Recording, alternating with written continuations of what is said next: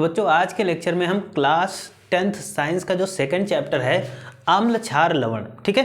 तो इस चैप्टर को हम डिटेल से जानेंगे, यानी शुरुआत से लेकर आखिरी तक पूरा चैप्टर आज के लेक्चर में हम डिस्कस करेंगे। और आप लोग क्या करेंगे, इस लेक्चर को पूरा जरूर देखिएगा, क्योंकि इससे बाहर इस चैप्टर में आपको कुछ भी देखने को नहीं मिलेगा, ठीक है। तो चलिए हम चैप्टर को स्टार्ट करते हैं। जैसा कि आपको पता है कि हमारा चैप्टर है अम्ल क्षार लवण, और इससे क्वेश्चन आपके बहुत ही मतलब इस चैप्टर से क्वेश्चन आपके बनते हैं। तो सबसे पहले हम बात करेंगे अम्ल क्या होते हैं बेटा। तो देखो सबसे पहले हम बता रहे हैं यहाँ पर कि अम्ल स्वाद में खट्टा होता है, यानी जो अम्ल होगा वो कैसा होगा, अगर आप उसको चखेंगे तो वो आपको स्वाद में कैसा लगेगा, खट्टा लगेगा। दूसरा पॉइंट ये है कि जो अम्ल होते हैं वो क्या करते हैं कि नीले लिटमस पेपर को लाल कर देते हैं, ठीक है। यानी अगर यहाँ पर आपके पास कोई अम्ल रखा हुआ है और आप उस अम्ल में क्या करते हैं कि नीला लिटमस पेपर डालते हैं, तो जैसे ही आप नीले लिटमस पेपर को अम्ल में डालेंगे तो वो क्या हो जाएगा, वो लाल हो जाएगा। तो ये अम्ल मतलब इससे ये पता चल जाएगा कि ये भाई अम्ल है, ठीक है। उसके बाद में जो तीसरा पॉइंट दिया गया है कि ये जलीय विलयन में H पॉजिटिव आयन देते हैं, ठीक है। जो भी अम्ल होगा वो अपने एक्वस सॉल्यूशन में यानी जलीय विलयन में H पॉजिटिव आयन देगा। अम्ल के प्रकार की बात करते हैं तो बेटा अम्ल दो प्रकार के होते हैं, एक तो होता है प्रबल अम्ल और दूसरा होता है दुर्बल अम्ल। प्रबल अम्ल की बात करते हैं जिनको हम लोग इंग्लिश में क्या बोलते हैं, स्ट्रॉन्ग एसिड। प्रबल अम्ल यानी हाइड्रोक्लोरिक एसिड HCl, ये आपका स्ट्रॉन्ग एसिड है यानी प्रबल अम्ल है। दूसरा है आपका H2SO4, ये भी आपका प्रबल अम्ल है। अगर हम दुर्बल अम्ल की बात करते हैं तो यहाँ पर एसिटिक एसिड दिया गया है यानी CH3COOH, जो कि हमारा क्या है, एक दुर्बल अम्ल है। ऐसे ही हम क्षार की बात करते हैं बेटा, तो क्षार क्या होते हैं, तो जैसा कि आपको पता है कि स्वाद में कड़वा होता है, यानी अगर आप क्षार को देखेंगे तो क्षार आपको अगर टेस्ट करते हैं तो वो आपको स्वाद में कड़वा लगेगा। दूसरा पॉइंट क्या है कि ये लाल लिटमस पेपर को नीले में बदल देता है। देखो अगर आपके पास यहाँ पर कोई क्षार रखा हुआ है, ठीक है, और उस क्षार में आप क्या करते हैं कि अगर लाल लिटमस पेपर डालते हैं तो वो क्या कर देगा, वो उस लिटमस पेपर को यानी लाल लिटमस पेपर को नीले में बदल देगा, ठीक है। जलीय विलयन में OH नेगेटिव आयन देते हैं, तो देखो जितने भी क्षार होंगे वो सारे के सारे क्या होंगे, जलीय विलयन में OH नेगेटिव आयन देंगे। जबकि अम्ल क्या होते हैं, अम्ल H पॉजिटिव देते हैं और क्षार क्या होते हैं आपके, OH नेगेटिव आयन देते हैं।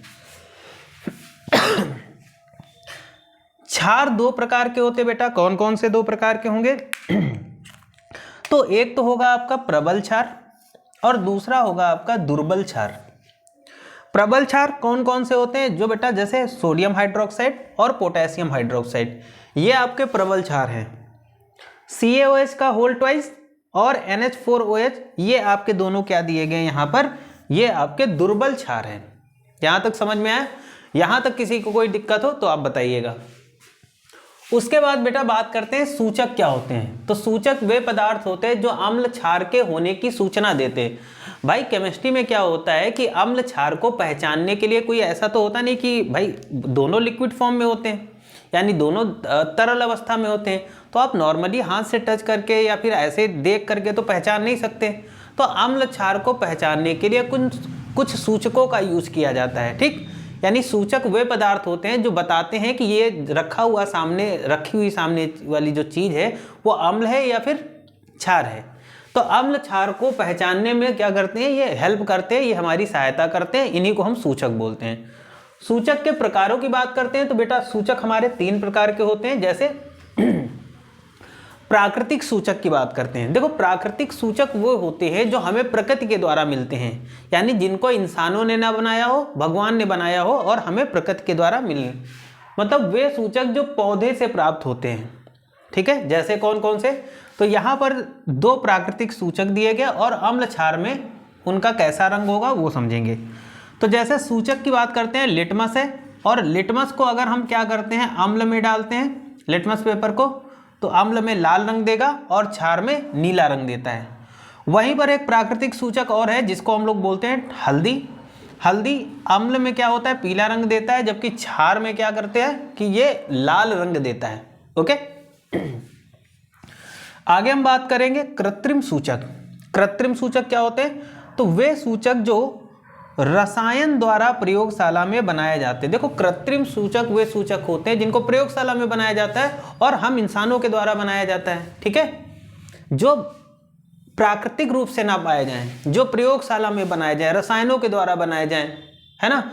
हम और आप यानी जो लोग बनाते हैं, वैज्ञानिक वगैरह जो बनाते हैं, तो वो हमारे क्या होते हैं, कृत्रिम सूचक होते हैं। जैसे फिनालेफ्थेलिन, फिनालेफ्थेलिन का जो अम्लीय माध्यम में रंग होता है, अम्लीय माध्यम में ये रंगहीन होता है, जबकि क्षारीय माध्यम में ये गुलाबी रंग का होता है। वैसे ही मेथिल ऑरेंज की बात करते हैं तो अम्लीय माध्यम में लाल रंग का, जबकि क्षारीय माध्यम में क्या होता है, ये पीला होता है बेटा। यहां तक समझ में आ गया। अब देखो, गंधीय सूचक क्या होते हैं। देखो, जिन सूचक की गंध अम्लीय या क्षारीय माध्यम में बदल जाए, मतलब अगर हमारे पास गंधीय सूचक है, उसको अगर हम अम्लीय माध्यम में ले जाएं या फिर क्षारीय माध्यम में ले जाएं, यदि उनके क्या हो रहा है, उनकी गंध में परिवर्तन हो रहा है, तो ये गंधीय सूचक होते हैं। कौन कौन से होंगे, जैसे प्याज की बात करें तो प्याज जो अम्लीय माध्यम में होता है तो वो क्या होता है, तीक्ष्ण गंध देता है। ठीक, जबकि क्षारीय माध्यम में किसी भी प्रकार की कोई गंध नहीं होती। तो ये थे हमारे बेटा सूचक जिनके बारे में हमने पढ़ा। आगे बात करते हैं। आगे बात करेंगे बेटा अम्ल क्षार के रासायनिक गुण। अम्ल क्षार के रासायनिक गुण, तो पहला यहाँ गुण है कि अम्ल क्षार की धातु से क्रिया। देखो बेटा, अगर चाहे अम्ल हो, इधर अम्ल दिया गया, इधर क्षार दिया गया, अगर अम्ल धातु के साथ क्रिया करता है तो लवण और जल बनाता है, जबकि क्षार धातु के साथ क्रिया करता है तो लवण और जल बनाता है। तो यहाँ एग्जाम्पल दिया गया, HCl और जिंक के साथ Zn के साथ रिएक्शन करता है तो यहाँ पर ZnCl2 बनता है और H2 बनता है। वैसे ही सोडियम हाइड्रोक्साइड Zn के साथ रिएक्शन कराता है तो Na2ZnO2 बना और H2 बना। ठीक, अगली प्रॉपर्टी दी गई कि अम्ल क्षार की धातु कार्बोनेट के साथ क्रिया, यानी अगर हम अम्ल और क्षार की धातु कार्बोनेट के साथ क्रिया कराएंगे तो क्या बनेगा। देखो बेटा, अम्ल धातु कार्बोनेटों के साथ में क्रिया करके क्या बनाता है, एक तो सॉल्ट बनाएगा, लवण बनाएगा, कार्बन डाइऑक्साइड एंड वाटर बनाएगा, यानी जल बनेगा। तो अम्ल क्या है, हाइड्रोक्लोरिक एसिड ले लिया, कार्बोनेट में हमने सोडियम कार्बोनेट ले लिया, तो ये जब रिएक्शन करेगा NaCl, CO2 और H2O बनेगा। बेटा, जो क्षार होते हैं वो ना ही तो धातु कार्बोनेट के साथ रिएक्शन करते हैं और ना ही तो धातु बाइकार्बोनेट के साथ रिएक्शन करते हैं। ठीक है, यानी क्रिया नहीं करेंगे। ठीक है, अब अम्ल की धातु बाइकार्बोनेट, अम्ल जो है धातु बाइकार्बोनेट के साथ क्रिया करेगा, पर क्षार धातु बाइकार्बोनेट के साथ कभी क्रिया नहीं करता है। ठीक है, जैसे हाइड्रोक्लोरिक अम्ल है, HCl है, और इसकी धातु बाइकार यानी सोडियम हाइड्रोजन कार्बोनेट के साथ रिएक्शन कराएंगे तो NaCl बनेगा, H2O और कार्बन डाइऑक्साइड गैस बन जाएगी। यहाँ तक समझ में आया। ये इंपॉर्टेंट रासायनिक गुण हैं जो कि बहुत ज़्यादा इंपॉर्टेंट हैं। उसके बाद बेटा बात करेंगे उदासीनीकरण अभिक्रिया क्या होती है, बहुत ज़्यादा पूछी जाती है, यहाँ से क्वेश्चन बनता है। तो उदासीनीकरण अभिक्रिया की बात करते हैं, अम्ल और क्षार परस्पर क्रिया करके लवण तथा जल बनाते हैं, इसे उदासीनीकरण अभिक्रिया कहते हैं। ठीक है, तो जैसे यहाँ पर हाइड्रोक्लोरिक एसिड है और यहाँ पर कोई एक बेस यानी क्षार है, जैसे NaOH है, तो ये जब रिएक्शन करेंगे तो NaCl बनेगा और H2O बनेगा। ठीक है, तो ये इसे बोलते हैं, यानी ये एक दूसरे को न्यूट्रल कर देते हैं, जिसकी वजह से सॉल्ट यानी लवण बन जाता है। ठीक है, तो ये उदासीनीकरण अभिक्रिया। तो यहाँ तक सारी चीज़ें मैंने समझा दी है। अब इसके बाद यहाँ तक आप स्क्रीनशॉट ले लीजिएगा, फिर इसके आगे की बात करेंगे हम लोग, यहाँ तक नोट कर लीजिए। तो स्क्रीनशॉट ले लिया होगा। अब हम बात करेंगे सोडियम हाइड्रोक्साइड के निर्माण की विधि। ठीक, तो देखो, सोडियम हाइड्रोक्साइड को बनाने के लिए क्या करते हैं कि सोडियम क्लोराइड के जलीय विलयन में विद्युत धारा प्रवाहित करने पर यह वियोजित होकर सोडियम हाइड्रोक्साइड बनाता है। देखो बेटा, सोडियम क्लोराइड का जलीय विलयन ले लेंगे, यानी सोडियम क्लोराइड और H2O ले लेंगे, और इसके जलीय विलयन में हम क्या प्रवाहित करेंगे, विद्युत धारा। विद्युत धारा, तो जब विद्युत धारा प्रवाहित करेंगे तो यहाँ पर क्या बन जाएगा, सोडियम हाइड्रोक्साइड बन जाएगा, क्लोरीन गैस और हाइड्रोजन गैस बन जाएगी। ठीक, एनोड पर क्लोरीन मुक्त होगी, कैथोड पर हाइड्रोजन मुक्त होगी। ठीक है, उपयोग की बात करें तो क्लोरीन, जैसे Cl है, क्लोरीन का उपयोग क्या करते हैं, क्लोरीन का उपयोग जल को साफ करने में किया जाता है। ईंधन का उपयोग की बात करते हैं, हाइड्रोजन का, अगर हम हाइड्रोजन की बात करते हैं तो हाइड्रोजन का उपयोग ईंधन के रूप में किया जाता है। और सोडियम हाइड्रोक्साइड का उपयोग साबुन व कागज बनाने में किया जाता है। यहाँ तक समझ गए, इंपॉर्टेंट है, पेपर में यहाँ से क्वेश्चन बनता है। ठीक, अब बात करेंगे विरंजक चूर्ण की बात करेंगे तो विरंजक चूर्ण का फॉर्मूला होता है CaOCl2।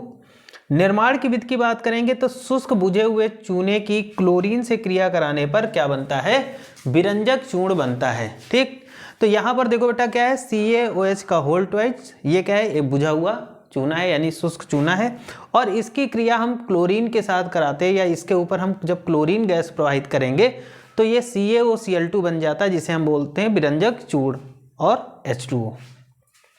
विरंजक चूर्ण के उपयोग की बात करेंगे तो यहाँ पर इसका उपयोग होता है सूती वस्त्र उद्योग में, कागज फैक्ट्री में और कीटाणुनाशक के रूप में, इन जगहों पर इस विरंजक चूर्ण का उपयोग किया जाता है। ठीक है, आगे बात करेंगे यहाँ पर बेकिंग सोडा यानी NaHCO3। निर्माण की विधि की बात करें तो बेकिंग सोडा बनाने के लिए सोडियम क्लोराइड की रिएक्शन कार्बन डाइऑक्साइड H2O और अमोनिया के साथ कराने पर यहाँ पर क्या बन जाएगा, बेकिंग सोडा बन जाता है और अमोनियम क्लोराइड बनता है। ठीक, उपयोग कब करते हैं तो उपयोग की बात करते हैं तो खाना पकाने में, अग्निशामक जो यंत्र होते हैं उनमें करते हैं इसका उपयोग, और एंटा एसिड के रूप में इसका उपयोग करते हैं। एंटा एसिड मतलब देखा होगा जब हम लोग, क्या होता है, हमारे पेट में एसिड बहुत ज़्यादा मात्रा में हो जाता है तो उस कंडीशन में हम बाहर से एंटा एसिड लेते हैं जो अंदर के एसिड को जाके न्यूट्रलाइज करता है। ठीक है, आगे बात करेंगे धावन सोडा। निर्माण की विधि की बात करेंगे तो धावन सोडा बनाने के लिए सोडियम कार्बोनेट की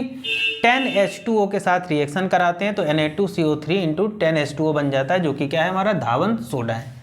ठीक है, उपयोग की बात करते हैं तो कांच, साबुन व कागज उद्योग में और घरों की सफाई करने के लिए धावन सोडा का उपयोग किया जाता है। इंपॉर्टेंट टॉपिक है। प्लास्टर ऑफ पेरिस बहुत ही ज़्यादा इंपॉर्टेंट है, इसको वेरी वेरी इंपॉर्टेंट में रखिएगा, बहुत ज़्यादा इंपॉर्टेंट है। तो पीओपी बेसिकली बनता कैसे है, तो जब जिप्सम को हम क्या करते हैं 100 डिग्री सेल्सियस टेम्परेचर पर हीट करते हैं तो यहाँ पर क्या बनता है, ये हमें मिल जाता है क्या, यहाँ पर हमें मिल जाता है प्लास्टर ऑफ पेरिस। उपयोग क्या है प्लास्टर ऑफ पेरिस का, तो इसका उपयोग है प्लास्टर चढ़ाने पे। जब भी किसी पेशेंट का पैर वगैरह टूट जाता है तो उस कंडीशन में क्या होता है कि उसको प्लास्टर चढ़ाया जाता है ताकि हड्डियों को सीधा रखा जा सके। खिलौने बनाने में, सजावटी सामान बनाने में, जितने भी खिलौने बनते हैं उसमें भी प्लास्टर ऑफ पेरिस का यूज़ करते हैं। सजावटी सामान में प्लास्टर ऑफ पेरिस का उपयोग करते हैं तथा दीवारों को चिकना करने के लिए भी पीओपी का उपयोग किया जाता है। तो यहाँ पर ये इंपॉर्टेंट थे। उसके बाद में हम बात करते हैं पीएच स्केल क्या होता है। तो पीएच स्केल कुछ इस तरीके से एक स्केल दिया जाता है, जैसे हमें अगर कोई विलियन दिया जाए, उसका पीएच मान दिया जाए और वहाँ पर पूछा जाए कि ये विलियन अम्लीय है या फिर क्षारीय है, तो उस विलियन की अम्लीयता और क्षारीयता को पता करने के लिए हम क्या करते हैं, पीएच स्केल या पीएच पैमाना का उपयोग करते हैं। जैसे मान लेते हैं कि कोई विलियन है और उस विलियन का जो पीएच मान है, ठीक है, पीएच मान है 4, तो अब बताओ वो विलियन कैसा होगा, अम्लीय होगा या क्षारीय होगा। तो हम यहाँ पर देखेंगे कि 0 से 7 तक का यहाँ तक जो होगा विलियन, ये कैसा होगा, अम्लीय होगा, 7 पर उदासीन होगा, फिर आगे यहाँ से लेकर के 14 तक कैसा होता है, क्षारीय। तो इस अगर किसी विलियन का पीएच मान क्या है, 4 है, तो वो विलियन कैसा होगा, अम्लीय है। मान लेते हैं किसी विलियन का पीएच मान कितना है, 10 दे दिया जाए, पीएच मान 10 है। अब बताओ विलियन कैसा होगा, तो विलियन क्षारीय होता है। ठीक है, तो इस चैप्टर में जो भी इंपॉर्टेंट चीज़ें थी वो सारी की सारी मैंने इस लेक्चर में बता दी। ये पूरा का पूरा चैप्टर हमने इस लेक्चर में डिस्कस कर लिया और इसमें वही चीज़ें हमने बताई जो इम्पोर्टेंट थी। ठीक है, और देखा जाए तो ओवरऑल पूरा का पूरा जो भी चीज़ें हैं इस चैप्टर में वो सारी की सारी चीज़ें हमने इसमें डिस्कस कर दी। ठीक है, तो अब मिलते हैं नेक्स्ट चैप्टर में। आज के लेक्चर में इतना ही रखते हैं। चैनल पर अगर आप नए हैं तो चैनल को सब्सक्राइब करिए, वीडियो को लाइक और शेयर करिए।